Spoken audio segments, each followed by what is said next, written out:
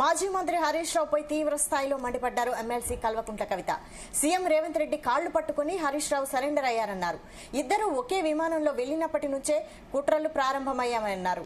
BRS పార్టీని హస్తగతం చేసుకునేందుకు కుట్ర జరుగుతోందని, ఈ కుట్రల నుంచి కేసీఆర్, కేటీఆర్ అప్రమత్తంగా ఉండాలన్నారు కవిత.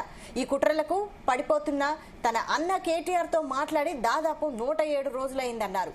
కాళేశ్వరం ప్రాజెక్టులో బ్యారేజీల స్థల మార్పిడిలో కీలక పాత్ర హరీష్ రావుదేనని, కమిషన్లకు ఆశపడి అలా చేశారన్నారు. హరీష్ రావుకు కోట్ల డబ్బు ఎక్కడి నుంచి వచ్చిందని నిలదీశారు కవిత. ఎమ్మెల్సీ పదవికి రాజీనామా చేస్తున్నట్లు కవిత ప్రకటించారు. బీఆర్ఎస్ ప్రాథమిక సభ్యత్వానికి కూడా రాజీనామా చేస్తున్నట్లు తెలిపారు.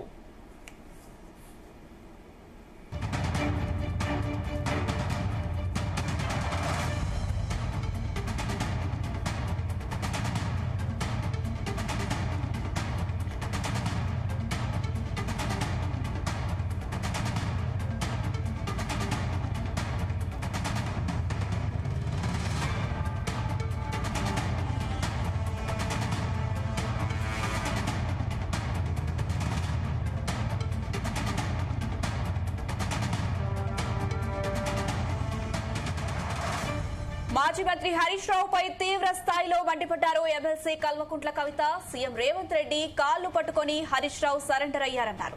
ఇద్దరు ఒకే విమానంలో వెళ్లినప్పటి నుంచి కుట్రలు ప్రారంభమయ్యాయన్నారు. బీఆర్ఎస్ పార్టీని హస్తగతం చేసుకునేందుకు కుట్రలు జరుగుతుందని, ఈ కుట్రల నుంచి కేసీఆర్, కేటీఆర్ అప్రమత్తంగా ఉండాలన్నారు కవిత. ఈ కుట్రలకు పడిపోతున్న తన అన్న కేటీఆర్ తో మాట్లాడి దాదాపు 107 రోజులైందన్నారు.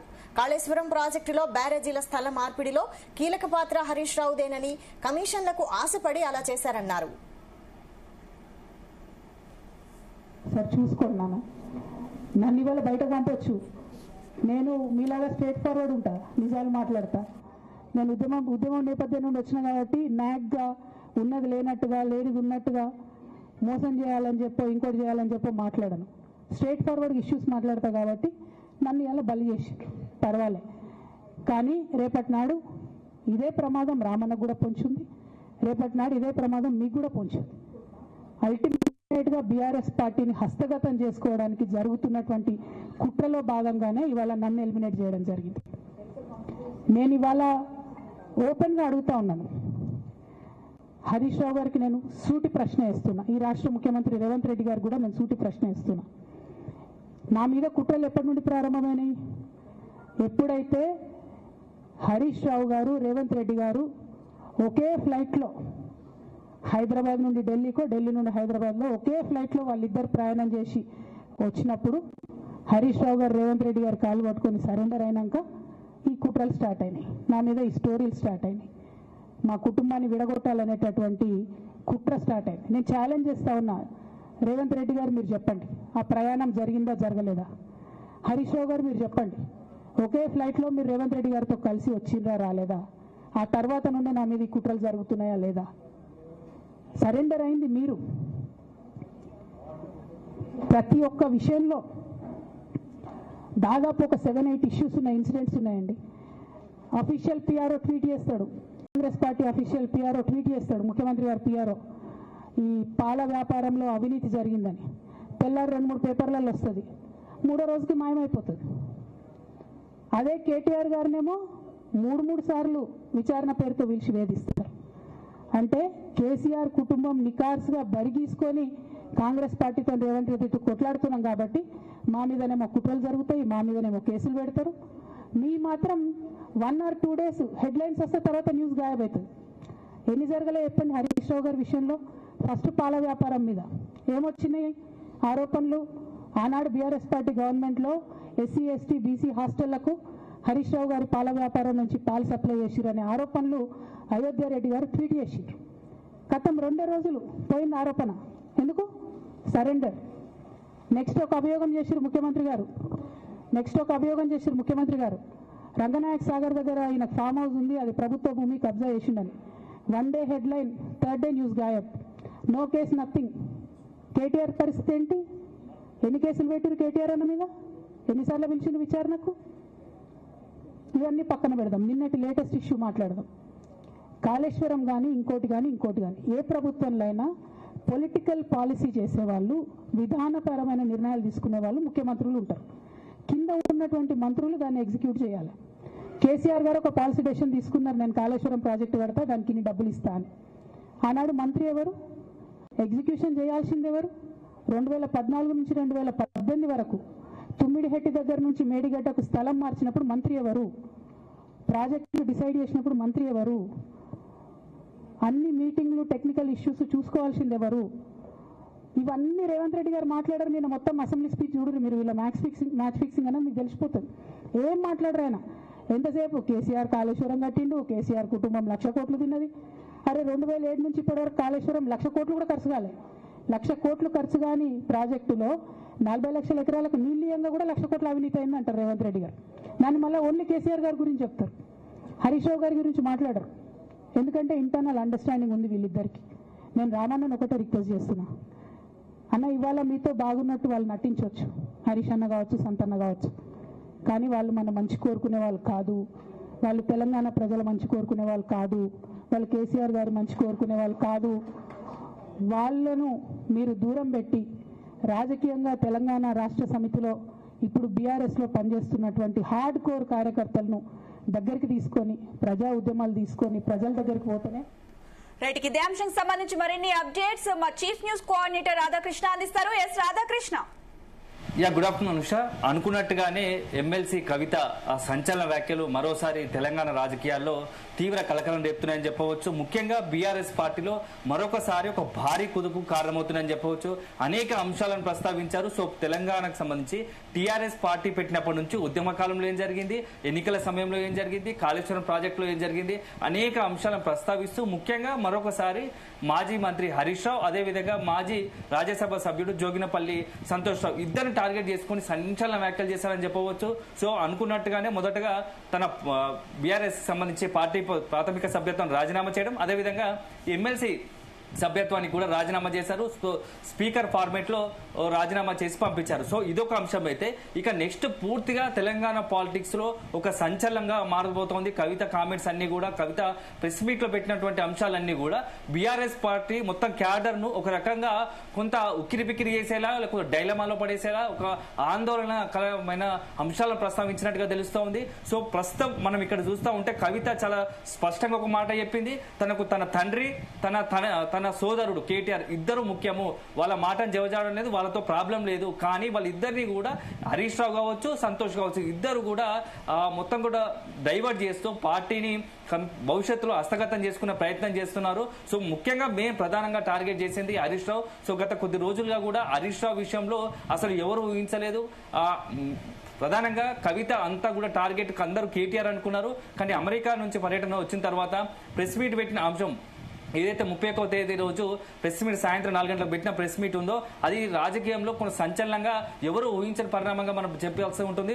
అదే సందర్భంలో హరీష్ రావును టార్గెట్ చేయడం అంతా ఏం భావించారంటే పార్టీకి సంబంధించి చాలా కీ రోల్ గా ఉన్న తనకు పార్టీలో ప్రాధాన్యత లేదు, కానీ బీఆర్ఎస్ వర్కింగ్ ప్రెసిడెంట్ గా కేటీఆర్ ఎన్నుకోవడం పట్ల ఆమె అసంతృప్తిగా ఉన్నారు. సో అదే అంశంతోనే కేటీఆర్ పై కాస్త తీవ్ర అసంతృప్తిలో ఉన్నారు. అందుకోసం పార్టీకి దూరంగా ఉంటూ వస్తున్నారు. పార్టీ పైన విమర్శల వెనుక అంతా అదే కారణమని భావించారు. సో కానీ దానికి మించి ఇప్పుడు ఆమె ఒక్కసారిగా అమెరికా పర్యటన తర్వాత డైవర్ట్ తీసుకుంది. మొత్తంగా కూడా ప్రధానంగా టార్గెట్ హరీష్ రావు గానే ఆమె ప్రతి మాట కావచ్చు, ఆమె చేసే ప్రతి కామెంట్ కావచ్చు ఇప్పుడు హరీష్ రావును టార్గెట్ చేయడం వెనుక బీఆర్ఎస్ పార్టీలో తీవ్ర చర్చనీయాంశమైంది. సో మొన్న చేసిన వ్యాఖ్యలకు అనుగుణంగానే బీఆర్ఎస్ సంబంధించి మాజీ మంత్రి హరీష్ రావు పై చేసిన వ్యాఖ్యలుగానే ఆమె నిన్న పార్టీని సస్పెండ్ చేశారు. సో సస్పెండ్ చేసిన తర్వాత ఖచ్చితంగా ఈ రోజు ప్రెస్ మీట్ ఉంటుందని అఫీషియల్ గా ప్రకటించడం, ప్రెస్ మీట్ లో ఏ అంశాలు మొత్తంగా మాట్లాడతారని చెప్పేసి అంతా కూడా చర్చ జరిగింది.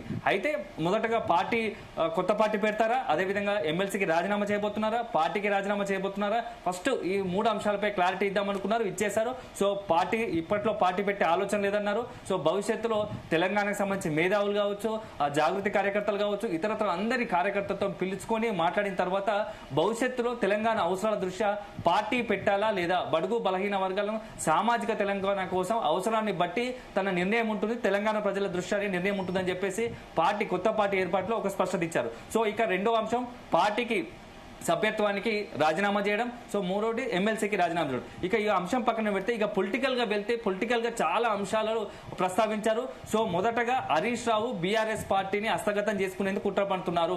సో 6 అడుగుల బుల్లెట్ గా ఉన్నటువంటి హరీష్ రావు 6 అడుగుల బుల్లెట్ కాదు, 6 అడుగుల బుల్లెట్ త్వరలోనే బీఆర్ఎస్ సంబంధించి అధినేత తెలంగాణ బీఆర్ఎస్ సుప్రీం గా ఉన్నటువంటి అధినేత కేసీఆర్ గుండెలో గుచ్చుకోబోతుంది అని చెప్పేసి ఒక సంచలన వ్యాఖ్యలు చేశారు. అదే సందర్భంలో సమీప భవిష్యత్తులో కేటీఆర్ ను కేసీఆర్ ను ఇద్దరిని కూడా పక్కన పెట్టి అవసరమైతే ఈ రోజు కవితను సస్పెండ్ చేసినట్టుగా భవిష్యత్తులో కేసీఆర్ ను కేటీఆర్ ను కూడా సస్పెండ్ చేసి పార్టీని హస్తగతం చేసుకునే కుట్ర హరీష్ రావు చేస్తున్నాడని చెప్పేసి ఒక పెను సంచలన ఒక ఆరోపణ చేస్తారని చెప్పవచ్చు. సో ఈ ఆరోపణ బీఆర్ఎస్ శ్రేణులు ఇలా రిసీవ్ చేసుకుంటాయి. సో ఆమె కొన్ని ఎగ్జాంపుల్స్ చెప్పారు. ఆ ఎగ్జాంపుల్స్ విషయంలో కూడా ఇప్పుడు చాలా కొంత తీవ్ర చర్చనీయాంశం అవుతుందని చెప్పవచ్చు. ఒకటి కొంత 2018 ఎన్నికల సమయంలో బీఆర్ఎస్ అధినేత కేసీఆర్ రాధాకృష్ణ మీరు లైన్ లో ఉండండి. అలాగే బ్యూరో చీఫ్ నరేందర్ జాగృతి ఆఫీస్ నుంచి మనకి లైవ్ లో ఉన్నారు. నరేందర్, ప్రస్తుతం పరిస్థితి ఏంటి, దీనిపై అప్డేట్స్ ఏంటి? రైట్, కాసేపటి క్రితమే ఎమ్మెల్సీ కవితగా ఇక్కడ పెద్ద ఎత్తున సంచలన వ్యాఖ్యలు చేసినటువంటి పరిస్థితి మనం చూసాం. ఆమె ఎమ్మెల్సీ పదవికి రాజీనామా చేశారు, పార్టీ సభ్యత్వానికి రాజీనామా చేశారు. ఆమె చాలా సంచలనమైనటువంటి వ్యాఖ్యలు ఈరోజు తన ప్రెస్ మీట్ ద్వారా ఊహించారు. వాస్తవానికి ఆమె ఎమ్మెల్సీగా రాజీనామా చేస్తారని తెలుసు, పార్టీ సభ్యత్వానికి రాజీనామా చేస్తారు. ఎందుకంటే సభ్యత్వ రాజీనామా ఆల్రెడీ పార్టీ సస్పెండ్ చేసినటువంటి పరిస్థితి నేపథ్యంలో ఆటోమేటిక్ పోతుంది. బట్ ఆమె ఆ రోజు తీసుకున్నటువంటి సభ్యత్వం ఉంది కాబట్టి రాజీనామా చేస్తున్నారని ప్రకటించింది. ఈరోజు కొత్తగా స్పీకర్ ఫార్మేట్లో, అంటే మండలి చైర్మన్ కు స్పీకర్ ఫార్మేట్లో పంపించినటువంటి పరిస్థితి కూడా ఉంది. దానికి సంబంధించినటువంటి పార్టీకి సంబంధించినటువంటి ఎవరైతే లీడర్స్ ఉన్నారో వాళ్లకు లేఖల రూపంలో పంపించినటువంటి పరిస్థితి. చైర్మన్ దగ్గరికి కొంతమంది జాగృతి నేతలతో ఆమె పంపిన సందర్భం కూడా ఉంది. ఇక ఆమె చేసినటువంటి వ్యాఖ్యల మీద మనం మాట్లాడుకోవాల్సిన అవసరం ఉంది. ఆమె చాలా ఘాటు వ్యాఖ్యలు చేశారు.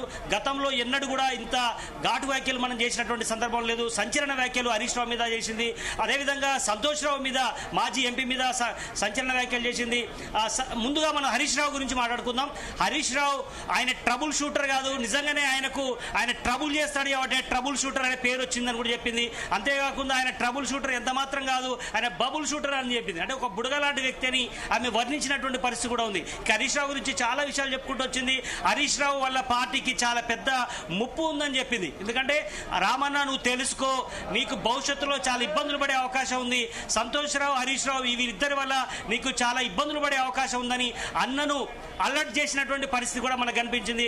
కేసీఆర్ మరి నిన్ను సస్పెండ్ చేశారు కదా అని మీడియా అడిగినటువంటి ప్రశ్నలకు కూడా ఆయన ఎవరి ప్రోద్బలంతో, కేసీఆర్ కావచ్చు, కేటీఆర్ కావచ్చు, నన్ను సస్పెండ్ చేయడానికి ఎంతో మంది ప్రభావితం అయ్యారు అన్నటువంటి విషయం చెప్తే, వాళ్ళు ప్రభావితం చేసినటువంటి వ్యక్తులు హరీష్ రావు, సంతోష్ రావు అనే చెప్పకనే చెప్పింది.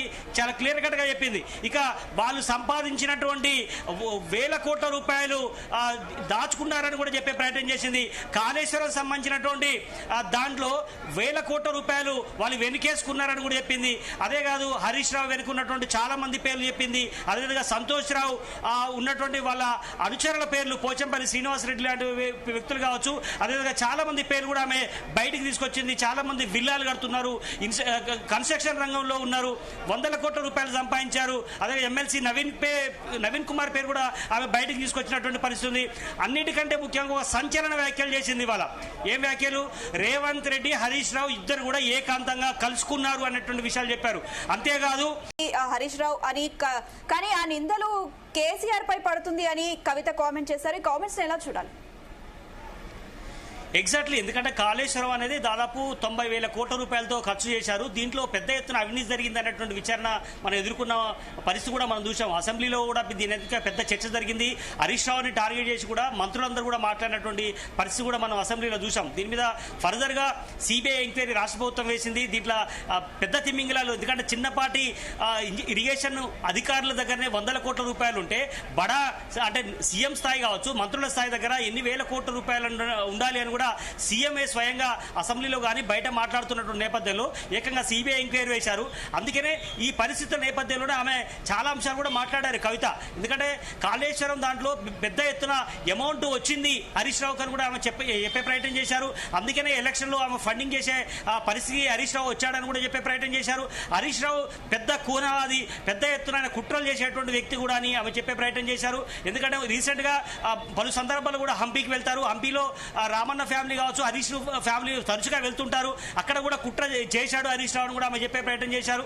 అదేవిధంగా భవిష్యత్తులో హరీష్ రావు ద్వారా ఖచ్చితంగా ముంపు ఉంది. ప్రతి దాన్ని కూడా ఆయన క్యాల్కులేటర్ గా ప్రతి ఒక్కరు కూడా అంకెలతో ఆయన చూస్తుంటారు. చాలా స్పీడ్ అని అంటుంటారు. ఉప ఎన్నికల్లో గెలిపించారని చెప్పేసి పెద్దగా గొప్ప చెప్తూ చాలా ఓటమి చెందినటువంటి విషయాలు కూడా మనం చూసాం. ఉప ఎన్నికల సందర్భంగా ఆయన ట్రబుల్ షూటర్ కాదు, ఆయన బబుల్ షూటర్ అని కూడా హరీష్ రావు మీద ఆరోపణ చేసినటువంటి పరిస్థితి కూడా మనం చూసాం. కనుక కాళేశ్వరం విషయంలో వేల కోట్ల రూపాయలు చేతులు మారాయి, కాంట్రాక్టర్ల చేతుల నుంచి హరీష్ రావుకు పెద్ద ఎత్తున ముడుపులు వచ్చాయి అనే ఆరోపణ కూడా చేసే సందర్భం ఉంది. అందుకనే ఎలక్షన్ లో నా ఓటమికి కారణమే కాదు, అదే సమయంలో సిరిసిల్లలో అన్న ఓటమికి కూడా ప్రయత్నం చేశారు.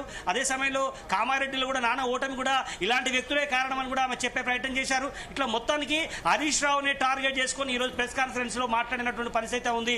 ఆమె రాజీనామా చేయడం కావచ్చు, ఎమ్మెల్సీకి రాజీనామా చేయడం కావచ్చు, ఇవన్నీ ఒకే అయితే హరీష్ రావు ఒక పార్టీలో చాలా కీలకమైనటువంటి వ్యక్తి, ఆయన 7 సార్లు గెలిచినటువంటి వ్యక్తి, కేసీఆర్ కి అత్యంత విశ్వసనీయ వ్యక్తి అనేటువంటి వ్యక్తి మీదనే ఆమె అటాక్ చేసినటువంటి పరిస్థితి మనం చూసాం. ఓ పక్క తండ్రిని ఏమనలేదు, ఓ పక్క కేటీఆర్ తన అన్నని ఏమనలేదు, కానీ హరీష్ రావుని, సంతోష్ రావుని టార్గెట్ చేసి మాట్లాడినటువంటి పరిస్థితి ఏదైతే ఉందో ఇది ఖచ్చితంగా రాజకీయ ప్రకంపన చేసే అవకాశం అయితే ఉంది. రేపు పొద్దున ఖచ్చితంగా ఆమె ఏ పార్టీకి పోయే అవకాశం లేదని చెప్పింది. బట్ ఆమె సొంతంగా పార్టీ ఎస్టాబ్లిష్ చేసినటువంటి నేపథ్యంలో కూడా ఎన్నో రకాలైనటువంటి ఆరోపణలు వచ్చే అవకాశం ఉంది. ఎందుకంటే ఈమె ప్రభుత్వంలో ఉన్నప్పుడు, ఈమె ఎమ్మెల్సీగా కంటిన్యూ అయినప్పుడు, ఎంపీగా ఉన్నప్పుడు ఎందుకు మాట్లాడలేదు, ఇప్పుడు బయటకు వచ్చి సస్పెండ్ గురైన తర్వాత ఎందుకు మాట్లాడింది అన్నటువంటి ఖచ్చితంగా ప్రతిపక్షాలు కావచ్చు, ముఖ్యంగా బీజేపీ కానీ అధికారంలో ఉన్నటువంటి కాంగ్రెస్ కూడా ఆరోపణ చేసే అవకాశం ఉంది. అన్నిటికంటే ముఖ్యంగా సంతోష్ రావు, హరీష్ రావు వీళ్ళిద్దరు కూడా అవినీతి తిమింగలాలు అన్నటువంటి విషయంలో వాళ్ళు చెప్పే ప్రయత్నం చేశారు. ఇక అన్న విషయానికి వస్తే కేటీఆర్ కు నాకు చాలా బాండేజ్ బాగా ఉంది, కానీ మా ఇద్దరి మధ్యలో పంచాయతీ పెట్టే కుట్ర చేశారని కూడా ఆమె ఆరోపణ చేసింది. ఎందుకంటే రాఖీ పౌర్ణమి రోజు నేను రాఖీ కట్టాలనుకున్నాను, కానీ మా ఇద్దరి మధ్యలో ఇద్దరు గ్యాప్ చేసే ప్రయత్నం చేశారు, ఇలాంటి వాళ్ళు అన్నకు నేర్పించారు అని కూడా ఆమె చెప్పే ప్రయత్నం చేశారు. ఆ రోజు నేను మెసేజ్ పెట్టాను, కానీ అన్న అందుబాటులో లేకపోవడం వల్ల నేను రాఖీ కట్టలేకపోయానని చెప్పే ప్రయత్నం చేశారు. కానీ అన్న మరి ఎందుకు ఇలా లేఖలు చాలా విషయాలు రాశారు, సొంత తండ్రికి రాస్తే తప్పేంది, అన్నకు రాస్తే తప్పేంది అని కూడా ఆమె సమర్థించుకునే ప్రయత్నం చేశారు. కానీ పార్టీలో ఏదో జరుగుతోంది, పార్టీలో ఖచ్చితంగా ఆయన హస్తగతం చేసుకున్నటువంటి ప్రయత్నం కూడా ఉంది. ఎందుకంటే నన్ను ముఖ్యంగా షర్మిలతోనో లేదంటే ఇంకోతోనో నన్ను పోల్చుకోవాల్సిన అవసరం లేదు, భవిష్యత్తే నా కార్యాచరణ నన్ను డిసైడ్ చేస్తుందని చెప్పే ప్రయత్నం చేశారు. అందుకని నేను భవిష్యత్తులో నేను ఏ నిర్ణయం తీసుకున్నా తొందరపడను, అన్ని నిర్ణయాలు ఆలోచించుకున్న తర్వాతనే నిర్ణయం తీసుకుంటానన్నటువంటి విషయంలో ఆమె ఒక స్పష్టతతోనైతే ఉంది. చూడాలి, చాలా రకాలైనటువంటి గాసిప్స్ బయటకు వస్తున్నాయి. నేను ఎలాంటి వేరే పార్టీలో పోయేది లేదు, జూబ్లీస్ లో పోటీ చేస్తారని కానీ లేదా ఇంకోటి కానీ బయట ప్రచారం జరుగుతుంది. అలాంటిది ఏమి లేదు, నేను ఎవరికి తొత్తును కాదు, నా మీద భుజం మీద తుపాకీ పెట్టి ఎవరినో కాల్చాలనేటువంటి ప్రయత్నంకు నేను లొంగే వ్యక్తి కాదు అనేటువంటి విషయంలో కవిత చాలా స్పష్టంగా చెప్పే ప్రయత్నం చేసింది. ఇట్లా చాలా అంశాలు కూడా మాట్లాడే ప్రయత్నం కూడా చేసింది. మనం చూసాం ఆమె ఫ్లెక్సీలు కూడా చాలా మంది చించేసినటువంటి దృశ్యాలు కూడా మనం చూసాం రాష్ట్ర వ్యాప్తంగా. ఈ ఫ్లెక్సీలు చించేయడానికి హరీష్ రావు లాంటి వ్యక్తులే కారణం అని కూడా ఆమె చెప్పే ప్రయత్నం చేసింది. అదేవిధంగా మరి సిబిఐ మీద ఎప్పుడైతే వేస్తారో అప్పుడు ఎందుకు వీళ్ళ చేతులు లేవలేదు అనే విషయం కూడా చెప్పే ప్రయత్నం చేశారు. అంతేకాకుండా నేనేదో బీఆర్ఎస్ ని తిట్టానని కూడా ఇదంతా కూడా కావాలని కొంతమంది క్లిప్పింగ్స్ కట్ చేసి ఈ రకంగా చేశారని కూడా, నేను పార్టీ లాయల్ గా 18-20 సంవత్సరాలుగా పనిచేశాను, హరీష్ రావు ఎప్పుడు వచ్చాడు, పార్టీ పెట్టిన తర్వాత వచ్చాడని కూడా ఆమె ఆరోపణ చేసినటువంటి పరిస్థితి. మా నాన్న ఆయనకి ఇవ్వాల్సిన దానికంటే ఎక్కువ ఇచ్చాడు, కానీ ఆ పార్టీకి ఇప్పుడు ఇబ్బంది పెడుతున్నాడని కూడా ఆమె చెప్పే ప్రయత్నం చేసింది. అంతేకాకుండా ముఖ్యంగా సినిమా ఇండస్ట్రీ ఈ విషయం కూడా చెప్పే ప్రయత్నం చేసింది. సినిమా హీరోలను సంతోష్ రావు వాడుకున్నాడు, అంటే వాడుకోవడం మీన్ సినిమా స్టార్లను అంటే చిరంజీవి లాంటి వ్యక్తులను, ప్రభాస్ లాంటి వ్యక్తులను ఆయన వాళ్ళ ఇమేజ్ని వాడుకున్నాడు. అదేవిధంగా ఫారెస్ట్ ల్యాండ్లను దొబ్బే ప్రయత్నం చేశాడని కూడా చెప్పేది. ఒక మాటలో చెప్పాలంటే ఆయన చెవిలో కందిరీగలాగా జర్రీగలాగా మారాడు తప్ప నా అపాయింట్మెంట్ ఇవ్వకపోవడం కూడా అలాంటి వ్యక్తులే కారణం అని కూడా ఆయన చెప్పే ప్రయత్నం చేశారు. కనుక హరీష్ రావు రేవంత్ ఇద్దరిది కూడా బంధం, గట్టి బంధం అని చెప్పే ప్రయత్నం చేశారు. ఇట్లా మీడియాని మేనేజ్ చేసుకోవడంలో ఎక్కడ కూడా ఆయన మీద నెగిటివ్ వార్తలు రాకుండా చూసుకుంటాడు. అన్నకు ఆ తెలివి లేదు అని కూడా చెప్పే ప్రయత్నం చేసింది. కనుక ఇట్లా చాలా రకమైనటువంటి ఆరోపణలు చేసింది. మరి ముఖ్యంగా అన్నా నువ్వు జాగ్రత్తగా ఉండు రామన్న, అని కూడా ఆమె అలర్ట్ చేసినటువంటి పరిస్థితి కూడా ఉంది. ఇట్లా చాలా అంశాల మీద మాట్లాడే ప్రయత్నం అయితే చేసింది.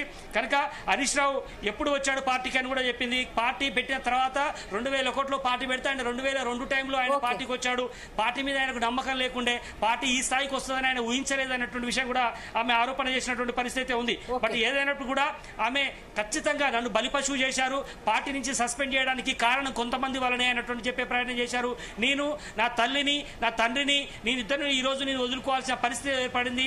అయినా నాకు ఈ ఎమ్మెల్సీ పదవులు లేదంటే పార్టీ పదవులు నాకు గొప్ప కానే కాదు, నేను ప్రజాక్షేత్రంలోకి వెళ్తాను, తండ్రికి తల్లికి పెంచినటువంటి పదవులు ఏముంటాయని కూడా ఆమె తన ఆవేశంలో తన బాధను బాధపడే ప్రయత్నం అయితే కూడా మీడియా ముందు చేసినటువంటి పరిస్థితి మనం చూసాం. మొత్తానికైతే భవిష్యత్ కార్యాచరణ త్వరలోనే ప్రకటించే అవకాశం ఉంది. ఇప్పుడు లోపల ఇదే మనం చూస్తున్నటువంటి జాగృతి లోపల కొంతమంది మీడియా వాళ్ళతో మాట్లాడుతున్నటువంటి పరిస్థితి మనం చూస్తున్నాం. Thank you Narender. రాధాకృష్ణ మీరు చెప్పండి. అయితే కావాలనే నన్ను పార్టీ నుండి తప్పించారని, పార్టీలో కుట్రలు జరుగుతున్నాయని ఎప్పటి నుంచో చెప్తున్నా కూడా కేటీఆర్ వర్కింగ్ ప్రెసిడెంట్ గా ఉండి కూడా తనని పట్టించుకోలేదని కవిత ఆరోపిస్తున్నారు. ఇప్పటికీ 107 రోజులైంది అన్నతో మాట్లాడి అని. ఆమె ప్రకారం అసలు కుటుంబంలో చిచ్చు పెట్టింది ఎవరు? వైశాలి, ఈ రోజు కవిత చేసిన వ్యాఖ్యల్లో ప్రధానంగా ఒక 5 అంశాలు ఉన్నాయి. ఒకటి, ఫస్ట్ హరీష్ రావు పార్టీకి ఎప్పుడు వచ్చారు, పార్టీలో మొదటి నుంచి లేడని ఒక అంశాన్ని ప్రస్తావించారు. అదే సందర్భంలో కేసీఆర్ కేటీఆర్కు తమ పైన పార్టీ జరుగుతున్న అనేక కుట్రలకు సంబంధించి కారణం హరీష్ రావు అని చెప్పారు. అయితే ఇది ఒక చాలా కీలకమైన అంశం ఏంటంటే ఆయన పార్టీలోకి లేట్గా వచ్చాడు, అసలు పార్టీ పెట్టే క్రమంలో అతని నమ్మకం కూడా లేదు. సో పార్టీ కొంత సెటప్ అయిన తర్వాత వచ్చాడు 6-7 నెలల సమయం తర్వాత అని చెప్పేసి ఒక ఆరోపణ అయితే, రెండో దాని వరుస క్రమం పెట్టి నెక్స్ట్ తెలంగాణ ఉద్యమ సమయంలో పీక్ దశలో ఉండగా కొంతమంది ఎమ్మెల్యేలు పార్టీ మారుతున్న క్రమంలో హరీష్ రావు అప్పటి ముఖ్యమంత్రి దివంగత నేత వైఎస్ రాజశేఖర రెడ్డి కలిశారని చెప్పి ఒక ఆరోపణ చేశారు. అదే సందర్భంలో మరొక ముఖ్య అంశం ఏంటంటే పార్టీకి సంబంధించినటువంటి అత్యంత చాలా ప్రాధాన్యతమైన కీలకమైన నేతలు మొదలు పెడితే ఒక్కొక్కరు కూడా ఆలి నరేంద్ర కావచ్చు, విజయశాంతి కావచ్చు, అదేవిధంగా రఘునందన్ రావు కావచ్చు, ఈటల రాజేందర్ కావచ్చు, అనేక మంది పార్టీని వీడి వెళ్ళడానికి ప్రధాన కారణం హరీష్ రావు అని చెప్పేసి ఒక సంచలన ఆరోపణ చేయడం. అదే సందర్భంలో ఇది పక్కన పెడితే ఇక నెక్స్ట్ వచ్చేసి 2018 ఎన్నికల సమయంలో బీఆర్ఎస్ అధినేత కేసీఆర్ గజ్వేల్ నియోజకవర్గంలో పోటీ చేస్తున్న క్రమంలో అతన్ని ఓడగొట్టాలని చెప్పేసి కొంత కుట్రలు చేశాడు. అక్కడ ఉన్నటువంటి గజ్వేల్ నియోజకవర్గానికి సంబంధించినటువంటి ఇన్ఛార్జ్ గా ఉన్నటువంటి ప్రతాప్ రెడ్డితో ఫోన్ లో మాట్లాడాడు. ఆ ఆడియో బయటకు వచ్చిందని చెప్పడం ఒక సంచలన ఆరోపణ. అదే సందర్భంలో సిరిసిల్లలో కేటీఆర్ ను 2009లో ఎన్నికల్లో ఓడించడానికి 50 లక్షల ఫండింగ్ చేశాడని చెప్పేసి ఒక ఆరోపణ అయితే, నెక్స్ట్ 2018 ఎన్నికల సమయంలో దాదాపుగా 25 మందికి ఎమ్మెల్యేలకు పైగా బీఆర్ఎస్ సంబంధించి పార్టీ ఫండ్ ఇచ్చాక కూడా అదనంగా తను కొంతమందికి 25 మందికి ఎమ్మెల్యేలకు ఫండింగ్ చేశారు. ఒకవేళ కనుక 2018లో ఎమ్మెల్యేలకు సంబంధించి పూర్తి స్థాయి అధికారం రాకుండా కొంత గందరగోళ పరిస్థితి ఉంటే, అంటే పూర్తి స్థాయి మెజార్టీ రాకుంటే అప్పుడు తను క్యాచ్ చేసుకోవడానికి కొంత కుట్ర చేశాడని చెప్పేసి ఒక ఆరోపణ చేశారు. ఆ తర్వాత తను బయటకు వెళ్ళడానికి, అసలు లిక్కర్ కేసులో మొత్తంగా కూడా జైలుకు వెళ్ళడానికి కొంత అనేకమైన లేనిపోయి కుట్రలు చేసి అవినీతి పరులు ముద్ర చేశారు. సో ఈ రోజు పార్టీకి బయటకు రావడానికి కారణం, బయట నుంచి పార్టీ నుంచి సస్పెండ్ చేయడానికి కారణం హరీష్ రావు అని చెప్పడం. కాళేశ్వరం ప్రాజెక్టు సంబంధించి కేసీఆర్ అత్యంత ప్రతిష్టాత్మకంగా తీసుకొని తెలంగాణ వరప్రదాయిగా తెలంగాణ 1 కోటి ఎకరాలుగా మాగానిగా మార్చాలనుకున్నటువంటి కాళేశ్వరం ప్రాజెక్టుకి సంబంధించి కేసీఆర్ అనేక సందర్భాల్లో రాత్రులు లేని గడిపి ఆ నిద్ర ఆరాలమని అనవసర తెలంగాణకు సంబంధించి అభివృద్ధి ధ్యేయంగా తెలంగాణకు అన్ని రకాలుగా సాగునీటి తాగునీటి అందించాలనే లక్ష్యంతో కాళేశ్వరం ప్రాజెక్టు రూపొందించారు. సో ఒకవైపు కాళేశ్వరం ప్రాజెక్టు త్వరితగతిన పూర్తి చేయాలని కేసీఆర్ భావిస్తే, బ్యారేజీలు అదేవిధంగా డిజైన్లు మార్చి కొంత డబ్బును మొత్తంగా కూడా అవినీతికి పాల్పడ్డాడు హరీష్ రావు అని చెప్పారు. ఆ అవినీతి డబ్బుతోనే ఎమ్మెల్యేలను తన వైపు తిప్పుకునే ప్రయత్నం చేశాడని ఒక సంచలన ఆరోపణ. ఆ తర్వాత వరుస క్రమంగా చేస్తున్నారు. ఇక అన్నిటికీ మించి భవిష్యత్తులో బీఆర్ఎస్ అధినేత కేసీఆర్ అదేవిధంగా కేటీఆర్ వర్కింగ్ ప్రెసిడెంట్ ఇద్దరికి కూడా హరీష్ రావు వల్ల థ్రెట్ ఉంది. ఈ 6 అడుగుల బుల్లెట్ ఇద్దరికి దిగబోతుంది. ఈ ఇద్దరిని కూడా పార్టీ నుంచి సస్పెండ్ చేసి పార్టీని హస్తగతం చేసుకునే ప్రమాదం ఉందని చెప్పేసి ఒక మొత్తంగా కూడా సంచలన ఆరోపణ చేశారు. అయితే నిన్న మొన్నటి వరకు కవిత సీఎం రేవంత్ రెడ్డి రేవంత్ రెడ్డి కాళ్ళు కూడా పట్టుకున్నాడు, అందుకనే కాళేశ్వరం విషయంలో శిక్ష నుంచి తప్పించుకోవడానికి ప్రయత్నం చేస్తున్నాడని కూడా చెప్పే ప్రయత్నం చేసింది. అంతేవిధంగా ఒకేసారి ఢిల్లీకి హైదరాబాద్ ఫ్లైట్ లో ఒకే జర్నీ చేశారు, అక్కడే కాళ్ళు పట్టుకున్నాడు అని కూడా ఆరోపణ చేసినటువంటి పరిస్థితి కూడా ఉంది. అంతేకాకుండా కాళేశ్వరం వచ్చినటువంటి డబ్బులతో పెద్ద ఎత్తున మేనేజ్ చేసే ప్రయత్నం కూడా చేశాడని చెప్పి మొన్న జరిగినటువంటి అసెంబ్లీ ఎన్నికల్లో చాలా మంది అభ్యర్థులకు, ఎమ్మెల్సీ అభ్యర్థులకు, ఎమ్మెల్యే కంటెస్టెంట్ అభ్యర్థులకు డబ్బుల సంచులను పంపించాడు హరీష్ రావు కూడా ఆరోపణ చేసింది. ఈ డబ్బులు ఎక్కడి అని ఆరోపించింది. అంతేకాకుండా కాళేశ్వరం నుంచి వచ్చినటువంటి వేల కోట్ల రూపాయలతోటే ఆమె చాలా మంది అభ్యర్థులకు డబ్బుల సంచులు పెట్టి పంపించారు. నిజామాబాద్లో ఓటమికి కూడా కారణం కొంతమంది కుట్రలో భాగమని చెప్పింది. అంతేకాకుండా సిరిసిల్లలో కూడా అన్నను ఓడించే ప్రయత్నం చేయబోయిందని చెప్పింది. అంతేకాదు కామారెడ్డిలో తన తండ్రి కేసీఆర్ ఓటమికి కారణం కూడా వీళ్ళ కుట్రలో భాగమని చెప్పే ప్రయత్నం చేసింది. అంతకంటే కూడా చాలా సంచలనమైనటువంటి ఆరోపణలు కూడా చేసే ప్రయత్నం చేశారు. ఆమె గతంలో రాజశేఖర రెడ్డిని కూడా హరీష్ రావు కలుసుకున్నది నిజం కాదా, ఆ వీడియో క్లిప్పింగ్స్ బయటికి రాలేదని కూడా చెప్పే ప్రయత్నం చేశారు. అంతేకాకుండా హరీష్ రావు చాలా చాలా మొత్తం ఒక కన్నింగ్ ఫెయిల్ కూడా చెప్పే ప్రయత్నం చేసింది. మీడియాని మేనేజ్ చేసుకున్నటువంటి వ్యక్తి హరీష్ రావు కూడా చెప్పే ప్రయత్నం చేశారు. మొత్తానికి హరీష్ రావు మీద అనరాని మాటలు అన్నటువంటి పరిస్థితి కూడా ఉంది. ఒక బూతు మాటలు తప్ప ప్రతి ఒక్క మాట ఆమె వదిలినటువంటి పరిస్థితి ఉంది. భవిష్యత్తులో పార్టీకి కూడా చాలా ముప్పు వచ్చి ఉన్నటువంటి పరిస్థితి ఉంది. హస్తగతం చేసే ప్రయత్నం ఉంది. ఎందుకంటే గతంలో చూసాం మనం తెలుగుదేశం పార్టీ ఎన్టీ రామారావుకు చంద్రబాబు వెన్నుపోటు పొడిచారన్నటువంటి ఆరోపణలు మనం వింటుంటాం. అదే సమయంలో అంతకంటే ముందు వేరే వాళ్ళు వెన్నుపోటు పెట్టినటువంటి పరిస్థితి కూడా చూసాం నారాయణ భాస్కర్లో. ఆ రకనే ఇప్పుడున్నటువంటి టీఆర్ఎస్ పార్టీ బీఆర్ఎస్ పార్టీకి హరీష్ రావు రూపంలో ముప్పు పొంచి ఉంది అన్నటువంటి విషయం కూడా చెప్పే ప్రయత్నం చేసింది. అన్న అమాయకుడు, అన్నకు ఇలాంటి చిత్రమ విషయాలు తెలియదు అన్నటువంటి ప్రయత్నం చేసింది. అన్నను అంటే కేటీఆర్ ను ఎక్కడ కూడా నిందలు వేసే పరిస్థితి కనిపించలేదు. అదే సమయంలో హరీష్ రావుని అదేవిధంగా సంతోష్ రావు పేద మాటం చాలా ఒంటి కాలు మీద లేచినటువంటి పరిస్థితి ఉంది. బట్ మొత్తానికి హరీష్ రావు మీద చాలా సంచలనమైనటువంటి వ్యాఖ్యలు చేసింది. అదే సమయంలో చాలా పార్టీలో ఉన్నటువంటి వ్యక్తులు చాలా మంది కూడా వందల కోట్లు వేల కోట్లు సంపాదించడానికి ఎవరు దీని కారణం అని కూడా చెప్పే ప్రయత్నం చేసింది. ఎందుకంటే కేసీఆర్ అమాయకుడు, కేసీఆర్ కు ఇవన్నీ ఏం తెలియదు. కేవలం 2001లో పార్టీ స్థాపించినప్పుడు కేవలం ఒక్కడు మాత్రమే కేసీఆర్ బయటకు వచ్చాడు. హరీష్ రావుకు వాస్తవానికి నమ్మకం లేకుండే. తెలంగాణ రాష్ట్ర సమితి పెట్టే సమయంలో హరీష్ రావు చాలా లేటుగా వచ్చారు. హరీష్ రావు కేసీఆర్ ను మిస్గైడ్ చేసే ప్రయత్నం చేశారని కూడా కవిత ఆరోపణ చేసింది. ఇక్కడ ప్రధానమైన అంశాలు కూడా చాలా ఉన్నాయి. వాస్తవానికి ఆయన ఎలాంటి ఎమ్మెల్యే కాకముందే మంత్రి పదవి పొందినటువంటి వ్యక్తి. మంత్రి పదవి పొందినా కూడా మేము ఏం అనలేదు. మేము ఆ రోజు అమెరికాలో ఉన్నాం. మా అన్న కూడా అలాంటి పరిస్థితిలో ఉన్నాడు. బట్ అయినా కూడా మేము పార్టీ కోసం పనిచేస్తున్నాడని కూడా కోరుకున్నామని కూడా చెప్పే ప్రయత్నం చేసింది. ఇట్లా హరీష్ రావు నన్ను ఇబ్బంది పెట్టే కుట్ర చేశాడు, నన్ను అన్ని రకాలుగా సోషల్ మీడియాలో ట్రోల్ చేసేటలో ఆయన పాత్ర ఉంది అనే విషయం లేటెస్ట్ గా నిన్న జరిగినటువంటి పరిణామం నేపథ్యంలో నేను సిబిఐ విచారణ ఆదేశిస్తే ఏదైతే చెప్పానో అప్పుడు మాత్రమే వాళ్ళు మేల్కొన్నారు తప్ప ఎవరు కూడా బీఆర్ఎస్ తరఫున సిబిఐ వేసిన తర్వాత ఎవరు కూడా ఆందోళన చేయలేదు. నేను చెప్పిన తర్వాతనే వాళ్ళు చేశారనేటువంటి ఆరోపణ చేసినటువంటి పరిస్థితి మనం చూసాం. మొత్తానికి హరీష్ రావు మీద చాలా సంచలనమైనటువంటి వ్యాఖ్యలు చేసినటువంటి పరిస్థితి. రాష్ట్రంలో అందరూ బంగారు తెలంగాణ కోరుకుంటే వాళ్ళ ఇంట్లో బంగారం ఎవరైతే హరీష్ రావు ఇంట్లో బంగారం వస్తే సంతోష్ రావు ఇంట్లో బంగారం ఉంటేనే బంగారు తెలంగాణ రాదు. అందరికీ సామాజిక తెలంగాణ రావాలన్న కృషితోటే నేను పాల్పడుతున్నానటువంటి విషయం చెప్పింది. అంతేకాకుండా ఆమె కొన్ని వ్యాఖ్యలు కూడా చేసింది. నేను భవిష్యత్తులో ఏ పార్టీకి పోబోనని చెప్పింది. ఎందుకంటే ఇప్పుడు ఆరోపణలు వస్తున్నాయి బయట. ఒక పక్క కాంగ్రెస్ పార్టీకి పోతుందా అనే చర్చ జరుగుతుంది. అదేవిధంగా బీజేపీలోకి వెళ్తుందా అనేటువంటి చర్చ జరుగుతుంది. ఇలాంటి ఏ పార్టీకి వెళ్ళబోనటువంటి విషయాన్ని ఆమె క్లియర్ కట్గా చెప్పింది. తన భవిష్యత్ అనేది త్వరలోనే వెల్లడిస్తాను.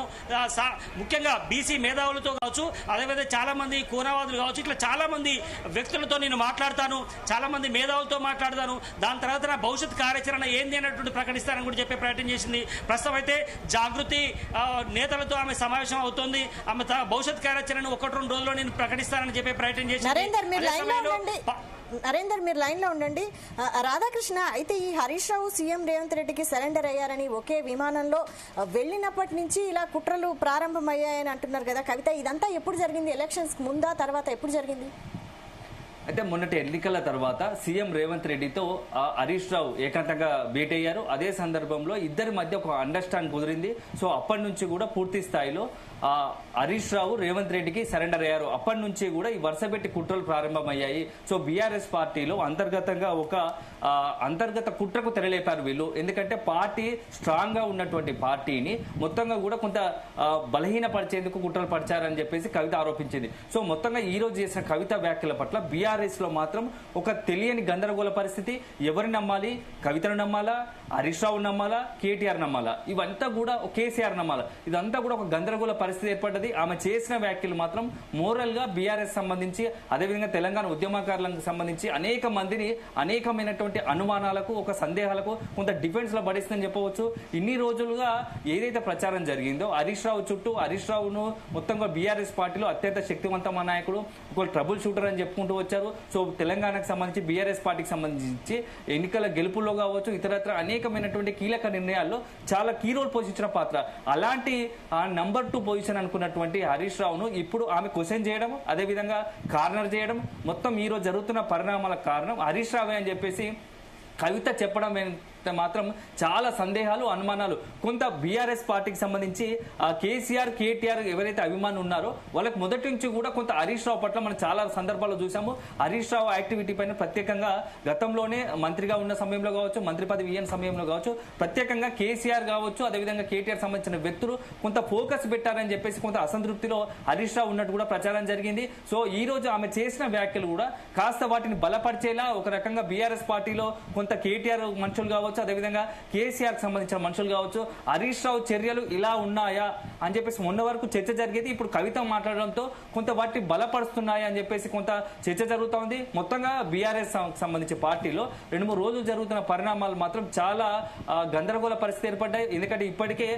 విదేశాల్లో ఉన్నాడు హరీష్ రావు. విదేశాల్లో హరీష్ రావు ఉన్న సమయంలో ఒక్కసారిగా ఆయన పైన దాడి, ఒక రకంగా మాటల దాడి జరిగింది. కవిత టార్గెట్ చేసుకొని ఆయన లక్ష్యంగా చేసుకొని అన్ని రకాలుగా ఒక రకంగా రాజకీయంగా హరీష్ రావును టార్గెట్ చేసుకొని ఆయన యొక్క క్యారెక్టర్ ను దెబ్బతీసే ప్రయత్నం. అదే సందర్భంలో అత్యంత అవినీతి పరుడని, బంగారు తెలంగాణ అంటే హరీష్ రావు ఇంట్లో బంగారం ఉంటే బంగారు తెలంగాణ అవుతుందని చెప్పేసి కూడా కవిత ప్రశ్నించడం. అదే సందర్భంలో కాళేశ్వరం ప్రాజెక్టులో ఈ డిజైన్లు, బ్యారేజ్లకు లొకేషన్ మార్చడానికి, బ్యారేజ్ల నిర్మాణానికి అంతా కూడా కర్త కర్మ క్రియ హరీష్ రావు. కానీ దాని వెనుక మొత్తంగా కూడా ఈ రోజు సిబిఐ విచారణ ఎదుర్కొంటుంది. బదనామైంది మాత్రం కేసీఆర్. అంటే భవిష్యత్తులో కేసీఆర్ పై కనుక కేసులో సిబిఐ కేసులు నమోదు చేస్తే విచారణలో కనుక అంతా కేసీఆర్ చుట్టే తిరిగితే తను సేఫ్ సైడ్ గా ఉండడానికి హరీష్ రావు అదేవిధంగా సీఎం రేవంత్ రెడ్డితో ములాఖాత్ అయ్యారని చెప్పేసి ఒక సంచలన ఆరోపణ చేశారు. సో మొత్తంగా ఇప్పుడు ఆమె చేసిన వ్యాఖ్యలు బీఆర్ఎస్ తో పాటుగా తెలంగాణ రాష్ట్ర రాజకీయాల్లో అనేకమైన మలుపులు తిరిగే అవకాశం ఉంటుంది. సో ఒక రకంగా చూస్తే బీఆర్ఎస్ సంబంధించి హరీష్ రావును ఇక అంటే పొమ్మనలేక పొగబెట్టడం అని చెప్పేసి హరీష్ రావు వర్గాలు హరీష్ రావు అనుచరులు చెప్తా ఉంటే హరీష్ రావు ఇన్ని కుట్రలకు తెరలేపాడా అని చెప్పేసి ఇప్పుడు కేసీఆర్ సంబంధించి, కేటీఆర్ సంబంధించినటువంటి కొంతమంది అభిమానులు ఒక చర్చ జరుగుతుంది. సో ఒకరికి అపనమ్మకం ఏర్పడే పరిస్థితి వచ్చింది పార్టీలో. సో ఇది మొత్తానికి పార్టీకి ఎంత భవిష్యత్తులో ఎలా నష్టం జరుగుతుంది, నిజంగానే కవిత చేసిన వ్యాఖ్యలు నిజమెంత, ఒకవైపు మాత్రం తన అన్న అదేవిధంగా తన తండ్రి కేసీఆర్ ఇద్దరి పట్ల చాలా విధేయతను ప్రదర్శిస్తూ పాపం చాలా మంచి వాళ్ళు వీళ్ళు. హరీష్ రావు వల్ల అదేవిధంగా సంతోష్ రావు వల్ల పార్టీకి నష్టం జరుగుతుంది. భవిష్యత్తులో వాళ్ళిద్దరిని కూడా పార్టీ నుంచి గెంటి వేసే ప్రయత్నం, భవిష్యత్తులో మొత్తంగా కూడా ఆ యొక్క బీఆర్ఎస్ పార్టీని హరీష్ రావు హస్తగతం చేసుకునే కుట్ర జరుగుతోంది, జాగ్రత్తగా ఉండండి అని చెప్పేసి ఈ రోజు హెచ్చరించడం బట్టి చూస్తే కేటీఆర్ లో కూడా కొంత కవిత వ్యాఖ్యలు కొంత ఆలోచన చేసే విధంగా ఉన్నాయి, కేసీఆర్ ఆలోచన చేసే విధంగా.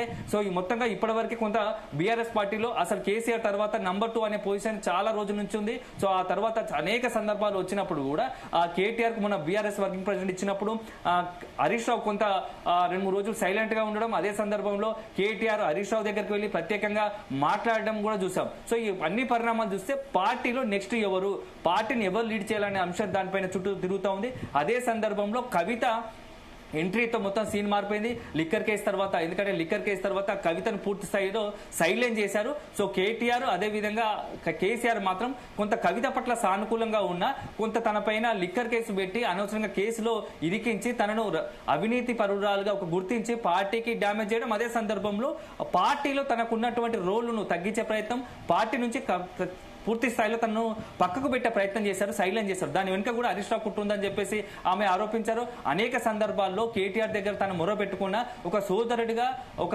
పార్టీకి సంబంధించి బీఆర్ఎస్ వర్కింగ్ ప్రెసిడెంట్ కూడా తన మొర వినలేదు, కనీసం తన వైపు తన పక్షాన్ని కూడా నిలబడలేదని చెప్పేసి కొంత ఆవేదన వ్యక్తం చేశారు. సో ఇప్పుడు ఆమె డైరెక్ట్ గానే కేసీఆర్ ను అదేవిధంగా కేటీఆర్ ను ప్రశ్నించడం మొదలుపెట్టింది. అంటే కొంత ఆలోచింపజేసే విధంగా హరీష్ రావుకు సంబంధించి హరీష్ రావును మాత్రం పూర్తి స్థాయిలో ఒక కార్నర్ చేసింది. హరీష్ రావు విషయంలో ఏం జరుగుతుంది ఎస్ రాధాకృష్ణ హోల్లో ఉండండి. ఎస్ నరేందర్, అయితే కాళేశ్వరం ప్రాజెక్టుకు సంబంధించి ముందు పెట్టి బీఆర్ఎస్ డ్యామేజ్ చేసే ప్రయత్నం చేస్తున్నారని చెప్పేసి కవిత పైన ఆ బీఆర్ఎస్ సంబంధించిన నేతలు కావచ్చు కొంతమంది నిన్న ఆరోపణ చేసిన పరిస్థితి ఉంది. సో ప్రెస్ మీట్లు పెట్టి ఆరోపణ చేస్తారు. కానీ ఇప్పుడు రివర్స్ గా కవిత ఏం చేస్తుందంటే రేవంత్ రెడ్డి దగ్గర సరెండర్ అయింది హరీష్ రావు, అదేవిధంగా సంతోష్ రావు. వీళ్ళిద్దరూ కుట్ర పని తనను మళ్ళా బదనాం చేసి పార్టీని సస్పెండ్ చేశారు. సో బీఆర్ఎస్ పార్టీని డ్యామేజ్ మొత్తంగా పూర్తి స్థాయి రాజకీయంగా దెబ్బతినడానికి కారణము వీళ్ళిద్దరు. కానీ తిరిగి నన్ను బలిపశం చేశారు. అమాయకంగా ఇటు కేటీఆర్ హరీష్ రావు వల్ల కేటీఆర్ కేసీఆర్ నష్టపోబోతున్నారు. జాగ్రత్తగా ఉండండి, అలర్ట్ గా ఉండండి. భవిష్యత్తు సమీపంలో రాజకీయాల్లో అనేక మార్పులు జరుగుతాయి. అదే సందర్భం జరిగితే హరీష్ రావు పార్టీని హస్తగతం చేసుకోవడం, లేకుంటే పార్టీని డ్యామేజ్ చేయడం, ఈ రెండు అంశాలకు పాల్పడే అవకాశం ఉందని చెప్పేసి కవిత సంచలన ఆరోపణ చేశారు. సో ఇప్పుడు మొత్తంగా కూడా సీఎం రేవంత్ రెడ్డి సెంట్రిక్ గా ఇటు కవిత కావచ్చు, హరీష్ రావు కావచ్చు, సంతోష్ రావు కావచ్చు, ఆయన చుట్టూ పాలిటిక్స్ దిగుతున్నాయి. సో రేవంత్ రెడ్డి ఎవరితో ములాఖాత్ అయ్యారనేది ఇప్పుడు ఇరు వర్గాలు ఆరోపించుకుంటున్నాయి. కవితనేమో హరీష్ రావు, సంతోష్ రావు రేవంత్ రెడ్డితో ములాఖాత్ అని చెప్పి ఆరోపిస్తుంటే, ఇదే సందర్భంలో బీఆర్ఎస్ పార్టీకి సంబంధించి హరీష్ రావుకి సంబంధించి అభిమానులు కావచ్చు, హరీష్ రావుకి సంబంధించిన నేతలు కావచ్చు, బీఆర్ఎస్ పార్టీ నుంచి కొంతమంది నేతలు కావచ్చు, కవిత సీఎం రేవంత్ రెడ్డి పావుగా మారి బీఆర్ఎస్ ను డ్యామేజ్ చేసే ప్రయత్నం చేస్తున్నారు. సో మొత్తంగా సంచలనంగా మారుతుంది. రేవంత్ రెడ్డి చుట్టూ తిరుగుతుంది. అసలు రేవంత్ రెడ్డితో ఎవరు ములాఖైందని తెలియాల్సి ఉంది. సో భవిష్యత్తులో బీఆర్ఎస్ పార్టీకి సంబంధించి ఏం జరగబోతుంది, ఈ రోజు కవిత లేవనెత్తిన ప్రశ్నలు కావచ్చు, కవిత చేసినటువంటి ఆరోపణలు కావచ్చు, బీఆర్ఎస్ పార్టీలో అనేకమైనటువంటి చర్చలకు, అనేకమైనటువంటి సందేహాలకు, అనేకమైన అనుమానాలకు ఒక బీజం వేసిందని చెప్పవచ్చు. సో అది కేటీఆర్ మనసులో పడినా, కేసీఆర్ మనసులో పడినా, లేకుంటే కేసీఆర్ సంబంధించినటువంటి ఎమ్మెల్యేలకు సంబంధించి, ఒక అభిమానులకు సంబంధించి, నేతలకు సంబంధించి, ఆయన వర్గంగా ముద్రపడ్డ వారి నేతలు అనేకమైన ఆలోచనలకు తెరదీసే అవకాశం ఉంది. సో హరీష్ రావు లేని సమయంలో ఇప్పుడు ఖచ్చితంగా పార్టీలో హరీష్ రావుపై టార్గెట్ గాని, హరీష్ రావుపై ఒక అనుమానాలు, సందేహాలు, అనేకమైనటువంటి సందేహాలు ఒక ఏర్పడే అవకాశం కనబడుతుంది. సో హరీష్ రావు దీనికి సంబంధించి ఎలా సమాధానం చెప్పుకుంటారు, నిజంగానే కవిత చేసిన ఆరోపణల పట్ల నిజంగానే బీఆర్ఎస్ అధినేత కేసీఆర్ కావచ్చు, వర్కింగ్ ప్రెసిడెంట్ కేటీఆర్ నిజంగానే నమ్ముతారా, అంత హరీష్ రావుకి కవిత చేసిన వ్యాఖ్యలను చాలా టేకిటీస్ గా తీసుకుంటారా? ఇప్పుడు చాలా ఆసక్తికరంగా మారుతోంది. ఎందుకంటే గత కొద్ది రోజులుగా బీఆర్ఎస్ పార్టీలో ఎప్పుడైతే 10 సంవత్సరాల తర్వాత అధికారం కోల్పోయారో వరుసపెట్టి జరుగుతున్న పరిణామాలు కూడా కొంత పార్టీకి నష్టం జరుగుతున్నాయి. ఒకవైపు కేసులు, మరోవైపు ఒక రక పార్టీలో కొంతమంది వేరే ఇతర పార్టీ, కాంగ్రెస్ పార్టీ అధికార పార్టీకి చేరడం, కొంతమంది ముఖ్య నేతలు బీజేపీకి చేరడం ఒక అంశం అయితే, వితిన్ ద పార్టీలోనే అంతర్గతంగా అది కుటుంబంలో వస్తున్నటువంటి కలహాలు కావచ్చు, అంతర్గతంగా జరుగుతున్న పరిణామాలు మాత్రం బీఆర్ఎస్ పార్టీని ఒక రకంగా కుదుపుకు గురి చేసేలా ఉన్నాయి. ఎందుకంటే ఇప్పుడున్న పరిస్థితుల్లో చాలా మంది కార్యకర్తల మనోధైర్యం దెబ్బతినేలా కవిత వ్యాఖ్యలు ఆరోపణ చేశారు. సో ఈ వ్యాఖ్యల పట్ల బీఆర్ఎస్ శ్రేణులు అసలు ఎలా రియాక్ట్ అవుతాయి? హరీష్ రావునే అందరూ ట్రబుల్ షూటర్ గా చూస్తున్నారు. సో బీఆర్ఎస్ అధినేత కేసీఆర్ కు అత్యంత సన్నిహితంగా ఉంటూ ఆయన చెప్పిన మార్గనిర్దేశాలు నడుస్తాడు. రాజకీయంగా ఏ నిర్ణయం తీసుకోవాలన్నా కేసీఆర్ చెప్పే చేస్తారు, కేసీఆర్ చెప్పిన తర్వాతే ఆచరిస్తాడని చెప్పేసి ఒకవైపు పార్టీలో ఇన్ని రోజులు చర్చ ఉంటే, కవిత దానికి భిన్నంగా మొత్తంగా కూడా ఆ కేసీఆర్ ను కేటీఆర్ ను డైవర్ట్ చేసి హరీష్ రావు పార్టీని హైజాక్ చేసే ప్రయత్నం చేస్తున్నారు. సో పార్టీలో సొంతంగా తన మనుషులను, తన అనుచరులకు పెద్దపీట వేస్తూ ఆ కేటీఆర్ ను దెబ్బతీసే ప్రయత్నం చేస్తున్నాడని చెప్పేసి ఒక ఆరోపణ చేశారు. సో తను కేటీఆర్ కు, కేసీఆర్ కు చాలా విశ్వాసపాత్రుడుగా, మా కుటుంబ సభ్యులు, తండ్రి అన్న ప్రేమ ఉంది. అదే సందర్భంలో పార్టీ పరంగా కూడా అత్యంతమైన విశ్వాసపాత్రుడుగా ఉన్నాను. పార్టీకి నష్టం జరగాలి ఏ రోజు చర్యలు చేయలేదు. అదే సందర్భంలో వారి బాటలో నడిచారు. నాకు పదవులు ముఖ్యం కాదు, బీఆర్ఎస్ పార్టీ ముఖ్యము. అదే సందర్భంలో నా తండ్రి, నా సోదరుడు ఇద్దరు ముఖ్యమని చెప్పేసి ఒకవైపు స్పష్టం చేశారు. సో ఇప్పుడు ఆమె టార్గెట్ అంతా ఇప్పుడు హరీష్ రావు, అదేవిధంగా సంతోష్ రావుపై ఫోకస్ కావడంతో ఇప్పుడు అంతా కూడా పార్టీకి సంబంధించి గ్రూపులుగా ఏర్పడే అవకాశం ఉంటుంది. ఇప్పుడు హరీష్ రావుకు సంబంధించి వర్గం హరీష్ రావుకు సంబంధించి మద్దతు తెలిపితే, సంతోష్ రావు వర్గం సంతోష్ రావుకు మద్దతు తెలిపితే, కేటీఆర్ కేసీఆర్ వర్గం ఇట్లా గ్రూపుల మొత్తం బీఆర్ఎస్ లో ఒక గ్రూపులు ఏర్పడే అవకాశం ఉంటుంది. సో అదే జరిగితే అల్టిమేట్ గా బీఆర్ఎస్ పార్టీకి ఒక తీవ్ర నష్టం జరిగే అవకాశం ఉంటుంది. అప్పుడు ఎట్లా ఉంటే పరిణామాలు ఉంటాయి? ఎందుకంటే త్వరలోనే ఒకవైపు స్థానిక సంస్థల ఎన్నికలు రాబోతున్నాయి. కాళేశ్వరం ప్రాజెక్టు సంబంధించి సిబిఐ విచారణ ఏ క్షణంలో అయినా సిబిఐ విచారణ ఇంటరాగేషన్ చేసే అవకాశం ఉన్నది, కేసు నమోదు చేసే అవకాశం ఉంటుంది. సో ఇవన్నీ పరిణామాల నేపథ్యంలో ఇప్పుడు కవిత ఎపిసోడ్ బీఆర్ఎస్ పార్టీని ఒక రకంగా అతలాకుతలం చేస్తుంది, ఒక రకంగా అంతర్మతంలో పడిస్తుందని చెప్పవచ్చు. సమీప భవిష్యత్తులో ఇంకా అనేకమైనటువంటి నాటకీయ పరిణామాలు చేకూరే అవకాశం ఉంది, నాటకీయ పరిణామాలు చోటు చేసుకునే అవకాశం కనబడతా ఉంది. సో అదే జరిగితే బీఆర్ఎస్ పార్టీ ఇప్పుడు మొత్తంగా కూడా అష్టదిగ్బంధన లాగా ఉంది. ఒకవైపు సొంత పార్టీలో అనేక అనుమానాలు, ఒకవైపు బీజేపీ కేంద్రం నుంచి సిబిఐ విచారణ అంటున్నారు, కాంగ్రెస్ పార్టీ నుంచి పొలిటికల్ గా రాజకీయంగా ఏదో ఒక అంశంలో నిత్యం పొలిటికల్ గా అటాక్ చేస్తా ఉన్నారు. సో వరుస పెట్టి కేసులు, ఇవన్నీ నేపథ్యంలో ఏం జరుగుతుంది? ఇప్పుడైతే ప్రస్తుతానికి హరీష్ రావు విదేశాల్లో ఉన్నాడు, తను వచ్చాక ఎలా రెస్పాండ్ అవుతాడు? సో హరీష్ రావు మనుషులకు సంబంధించి హరీష్ రావుకు సంబంధించిన ఫాలోవర్స్ ఎలా రియాక్ట్ అవుతారు? ముఖ్యంగా ఈ 2-3 రోజుల్లో సోషల్ మీడియా వేదికగా మాత్రం చాలా ఆసక్తిగా పరిణామాలు జరిగే అవకాశం ఉంది. ఎందుకంటే ఎవరి నాయకులు వాళ్ళకు, అంటే కవితకు మద్దతుగా సోషల్ మీడియాలో, హరీష్ రావుకు మద్దతుగా సోషల్ మీడియాలో, కేటీఆర్ కు, బీఆర్ఎస్ కు, కేసీఆర్ కు మద్దతుగా సోషల్ మీడియా, ఇలా అనేక గ్రూపులు ఎవరికి వారికి మద్దతు తెలుపుకుంటారు. సో అట్లాంటి జరిగితే మాత్రం బీఆర్ఎస్ పార్టీకి సంబంధించి అనేకమైనటువంటి గ్రూప్ రాజకీయాలకు ఒక బీజం పడే అవకాశం ఉంది. అదే జరిగితే పార్టీకి కొంత నష్టం జరుగుతుంది. సో ఈ పరిణామాలను బీఆర్ఎస్ అధినేత కేసీఆర్ ఎలా ఫేస్ చేస్తాడు? సో ఇప్పుడున్న పరిస్థితుల్లో ఆల్రెడీ సీనియర్ నాయకులందరితో కూడా భేటీ అయినట్టుగా తెలుస్తోంది. కేటీఆర్ కావచ్చు, మాజీ మంత్రులు జగదీష్ రెడ్డి, అదే విధంగా ప్రశాంత్ రెడ్డి, అంటే వీళ్ళంతా చాలా కేసీఆర్ కు అత్యంత సన్నిహితులుగా ఉద్యమ కాలం నుంచి సొంత కుటుంబ సభ్యులుగా ఉంటూ వస్తున్నారు. సో కేసీఆర్ తో వ్యక్తిగతంగా చాలా అనుబంధం ఉన్న వ్యక్తులు, వీళ్ళతో ఇప్పుడు భేటీ అవడం కూడా చాలా ప్రాధాన్యత సంతరించుకుంది. కేసీఆర్ ఏం చేయబోతున్నారు, నెక్స్ట్ స్టెప్ ఎలా ఉంటుంది? సో కవిత ఎపిసోడ్ ముగిసింది, నెక్స్ట్ ఏం చేయాలి తదుపరి? ఇటు కాళేశ్వరం ప్రాజెక్ట్ సంబంధించి సిబిఐ విచారణ ఎలా ఎదుర్కోవాలి, పార్టీలో జరుగుతున్న ప్రస్తుతం అంతర్గత పరిణామాలు ఎలా ఎదుర్కోవాలి, ఇవన్నిటికి సంబంధించి మాత్రం ఒక తీవ్రంగా చర్చ జరుగుతూ ఉంది. సో కేసీఆర్ ఎలా ఫేస్ చేస్తాడు? ఎందుకంటే ఉద్యమ సమయంలో కూడా ఇలాంటి పరిణామాలు ఎప్పుడు కూడా ఎదుర్కాలేదు. సో ఇప్పుడు మాత్రం 2 టర్ములు 10 సంవత్సరాల దశాబ్ద కాలం పాటు బీఆర్ఎస్ అధికారంలో ఉంది, అప్పుడు కూడా ఇలాంటి పరిస్థితి రాలేదు. కానీ ఇప్పుడు చాలా ఒకవైపు అధికారం కోల్పోయిన తర్వాత వరుసపెట్టి జరుగుతున్న పరిణామాలు, అసెంబ్లీ ఎన్నికల్లో ఓటమి, తర్వాత ఎంపీ ఎన్నికల్లో కేవలం గుండు 0 సీటు రావడం, అదే సందర్భంలో పార్టీలో కొంతమంది ఎమ్మెల్యేలు అధికార పార్టీ వైపు చేరడం, ముఖ్య నేతలు బీజేపీ వైపు చేరడం, అదే సందర్భంలో కాళేశ్వరం కేసు కావచ్చు, ఫార్ములా ఈ రేస్ కేసింగ్ కావచ్చు, ఇట్లా అన్ని కేసుల వ్యవహారాలు ఒక్కొక్కటిగా బయటకు రావడం, అన్ని కూడా కొంత అధికారం ఒక్కసారి పోగానే వరుస సమస్యలు చుట్టుముడుతున్నాయి. వీటన్ని ఒక వైపు అయితే సొంత కుటుంబంలో జరుగుతున్న పరిణామాలు మాత్రం కేసీఆర్ ను మానసికంగా చాలా ఇబ్బంది పెడుతున్నాయని చెప్పేసి అతని సన్నిహితులు చెప్తున్నారు. ఎందుకంటే రాజకీయంగా కేసీఆర్ చాలా గట్టికుడు, ఇట్లాంటి పరిణామాలు ఎన్నో ఎదుర్కొంటారు. భవిష్యత్తు సమీపంలో ఇలాంటి పరిణామాలు, కేసులు కావచ్చు, రాజకీయంగా నేతలు పార్టీలు మారడం కావచ్చు, ఇవన్నీ కూడా ఊహించాడు కేసీఆర్. ఇవన్నీ పెద్ద విషయం కాదు. కొంతమంది, ఎందుకంటే ఉద్యమ సమయంలో ఎవరు లేని సమయంలో ఒక్కడిగా వచ్చి లక్షలాది మంది, దాదాపుగా సుమారు 60 లక్షల మందిని పార్టీ కార్యకర్తలను తయారు చేశారు, పార్టీ సైన్యాన్ని తయారు చేశాడు. అలాంటి తరుణంలో ఇప్పుడు పార్టీకి సంబంధించి అంతర్గతంగా కొంతమంది కీలక నేతల మధ్య జరుగుతున్న వ్యవహారం, అది కుటుంబ సభ్యుల మధ్య జరుగుతున్న వ్యవహారం మాత్రం కేసీఆర్ ను తీవ్ర అశాంతికి గురి చేయడము, మానసిక వేదన గురి చేస్తున్నట్టుగా తెలుస్తా ఉంది. Vaishali. Okay, thank you Radhakrishna. 2018 వరకు తుమ్మిడిహెట్టి దగ్గర నుంచి మేడిగడ్డకు స్థలం మార్చినప్పుడు మంత్రి ఎవరు? ప్రాజెక్టులు డిసైడ్ చేసినప్పుడు మంత్రి ఎవరు? అన్ని మీటింగ్లు, టెక్నికల్ ఇష్యూస్ చూసుకోవాల్సింది ఎవరు? ఇవన్నీ రేవంత్ రెడ్డి గారు మాట్లాడారు. నేను మొత్తం అసెంబ్లీ స్పీచ్ చూడరు మీరు, వీళ్ళ మ్యాచ్ ఫిక్సింగ్ అని మీకు తెలిసిపోతుంది. ఏం మాట్లాడరు ఆయన.